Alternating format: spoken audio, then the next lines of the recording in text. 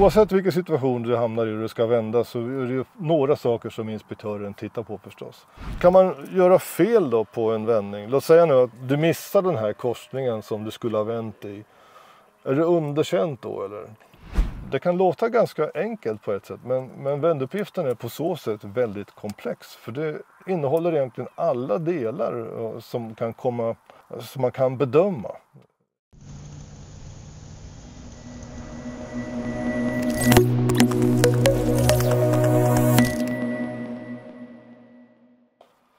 Hej! Idag tänkte jag prata med dig lite grann om vändning och vändning då på körprovet förstås.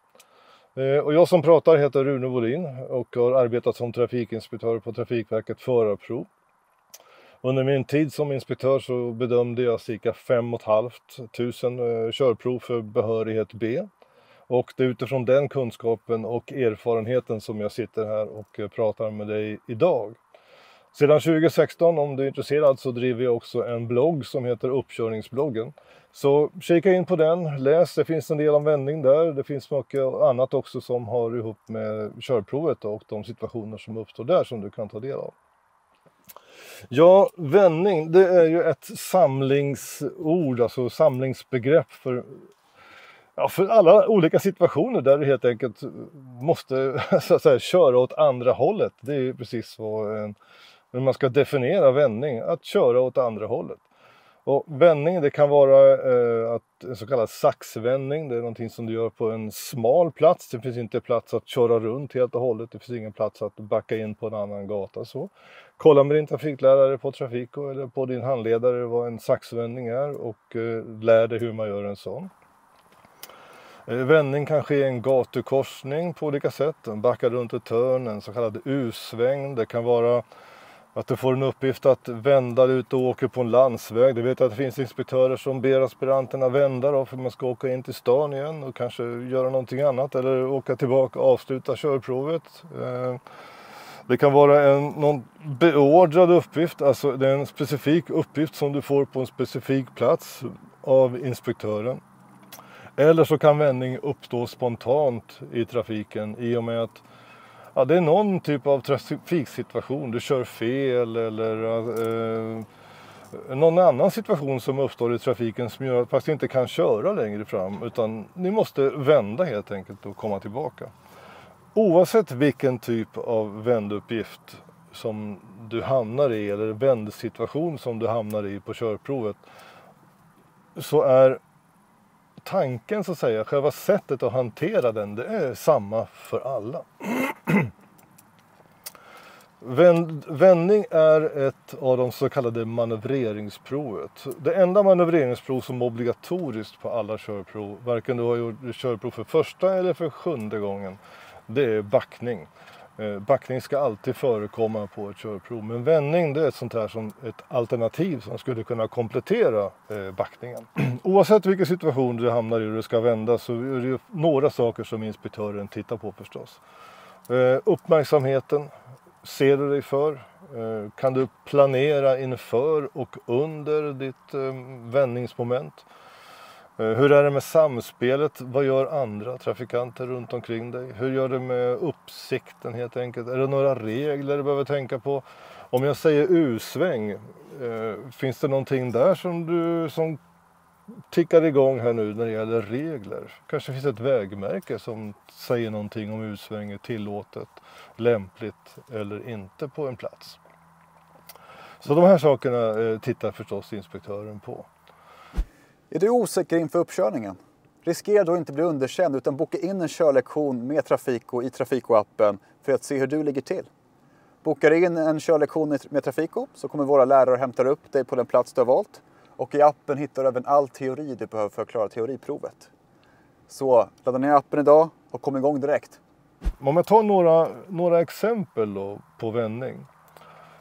Vändning kan ske till exempel i en så kallad trevägskorsning. En väg som går där och en väg som går här. Och så kommer ni och åker på någon av de här två vägarna och närmar er den här trevägskorsningen.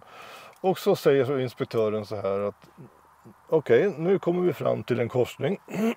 Nu vill jag att du tänker dig att vi har kört fel. Eller att vägen är avstängd eller någonting här framme. Så att nu måste du vända här med hjälp av korsningen. Och det här råder lite förvirring ibland, för under min tid som inspektör var det folk som inte brydde sig om den instruktion jag gav dem, utan fortsatte någon annanstans där de bara kunde köra runt en cirkulationsplats istället då. Men det är inte därför inspektören ger dig en specifik uppgift att vända på en specifik plats, utan det är för att se hur du hanterar situationen. Men sen kan det vara det här som jag nämnde, saxvändning. Då finns det liksom bara det alternativet, för det är enda möjligheten att vända på en viss gatutyp som inte har tillräckligt utrymme för att göra annat än en saxvändning. Men i de allra flesta fall så finns det ett par olika valmöjligheter för dig som aspirant och hur du ska gå tillväga när du ska vända.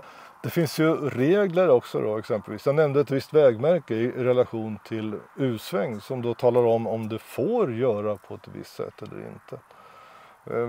Vad finns det för regler? Ja, vilken sida av gatan ska du vara på exempelvis? Om du ska komma fram till den här, vi säger trevägskorsningen igen, och så svänger du in och så står du på fel sida av gatan. Du står alltså mot trafiken och så backar du tillbaka in på en annan gata och då kanske du också backar mot trafiken. Ja, då har du ju brutit mot trafikreglerna. Så den här typen av grundläggande kunskap vill förstås inspektören se att du har och att du vet hur du ska förhålla dig till trafikreglerna. En annan sak är just det här med manövreringen då.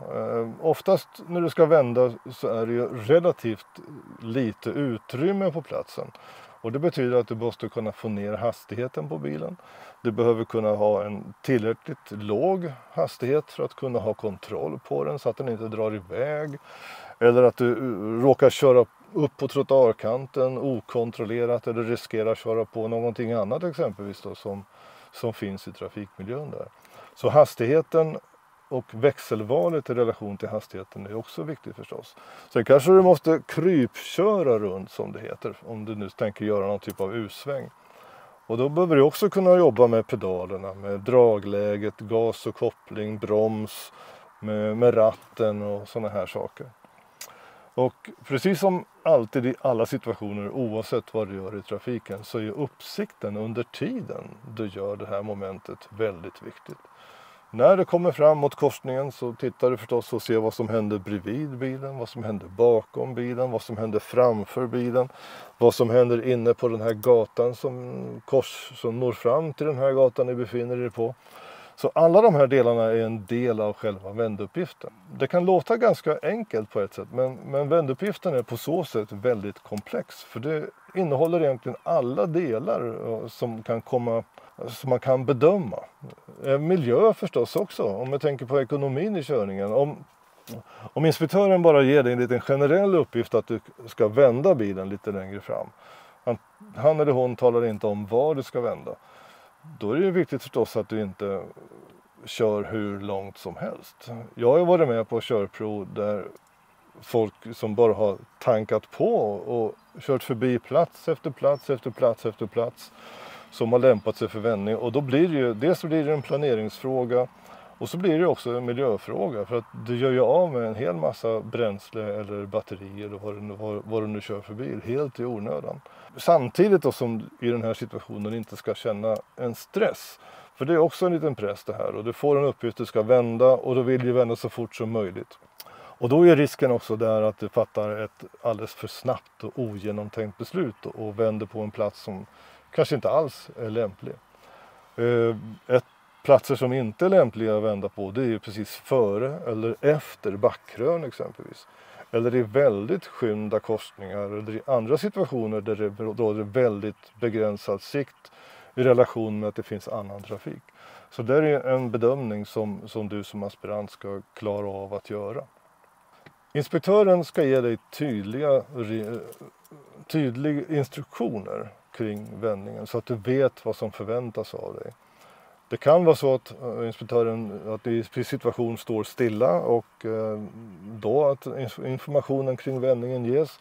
Men det kan också, om situationen tillåter, vara så att under färd framåt så talar inspektören om för dig vad den är förväntas att du ska göra lite längre fram.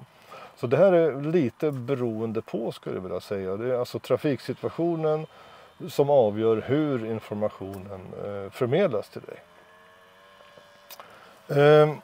Kan man göra fel då på en vändning? Låt säga nu att vi säger att du missar den här korsningen som du skulle ha vänt i.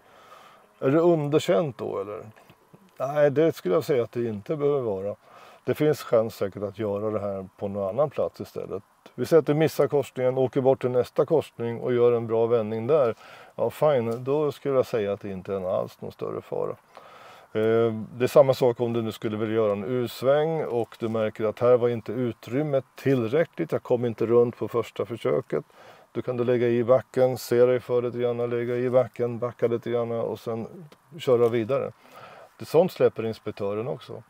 Men är det så att en sån sak skulle ske i en du väljer att göra den vändningen i en ganska stor och hårt trafikerad korsning. Där din uppgift att vända som blockerar och ställer till trafiken för alla andra i korsningen. Ja, då kan det vara en situation som kanske en typ av misstag som kan leda till underkänt. Det viktiga att tänka på när det gäller det här med godkänt och underkänt är att allting som du gör, det bakas ihop i en så kallad helhetsbedömning. Och det är inte alla små detaljer egentligen som är avgörande, utan det är helheten av din körning som avgör om resultatet blir godkänt eller inte. Men är det så att det flunkar rejält på en vändning, ja, då är det självklart så att det kan leda till underkänt.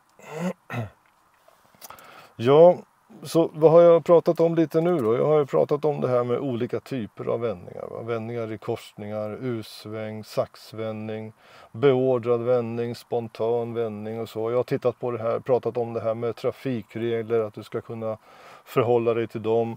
Du ska ha kontroll på bilen, alltså kunna manövrera bilen ordentligt. Du ska ha god uppsikt framåt, bakåt, åt sidorna. Du ska visa att du kan samspela med andra trafikanter. Och du ska visa att du kan fatta självständiga beslut för hur du ska göra i en situation när du får uppgift eller kommer i en situation där du behöver vända bilen av någon orsak, vilket det nu skulle kunna vara. Så jag hoppas att det här som jag har berättat för dig idag, att det hjälper dig och att det ger dig lite mer trygghet och lite mer självförtroende kring vänduppgiften på körprovet. Och ha det här i tanke också. Jag brukar ofta säga det, att inspektören ber dig inte att göra en viss sak, i det här fallet en vänduppgift, för att underkänna dig. För att hitta skäl att underkänna dig, utan inspektören ger dig den här uppgiften för att få bekräftat att du faktiskt kan det här. Så inspektören är inte ute efter att fälla dig. När jag säger det så kommer jag också att tänka på att inspektören kommer inte lura dig in i en fälla liksom där du alltså uppmanar dig att vända på en plats där det är förbjudet eller i hög grad olämpligt att vända. Det kan du också känna dig trygg med. Inspektören är liksom inte emot dig, utan inspektören är på din sida. Ja, ta det här som jag har sagt nu. Och sen pratar du med din handledare eller din trafiklärare på Trafiko. Du kan kontakta dem om det är så att du inte använder deras tjänster.